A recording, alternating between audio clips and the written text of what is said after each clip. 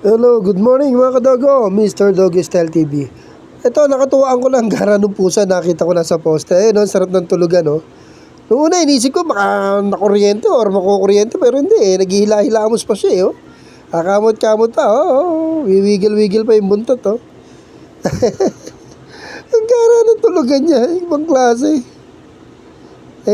Nagwo-worry ako baka makuryente, pero sabi ng mga tao dun sa lugar na yan, diyan daw talaga lagi yan. And besides, wala namang kuryente yan. Ang may kuryente yung nasa taas pa. Yung pinakataas ng poste, yun ang kuryente niyan doon. Pero yan, wala yan. Mga ano lang yan. Telephone, cables, mga ganun lang siya. Walang kuryente, mostly walang kuryente. Kaya nag-worry din ako eh. Pero yung mismong mga tao dyan nang nagsabi na dyan naman lagi yan, dyan na raw talaga natutunog. Gara, no? Safe na safe masyado. Ay, naku, Mingming. Kit-kit ng Mingming na yan. Well, nag-worry lang tayo bilang cat lover, ano? Okay. Nakakatuwaan ko lang i-vlog dahil nakakaiba to sa poste na tutunog. Okay, dito na lang mga Mingming. Thanks for watching! Thank you for watching.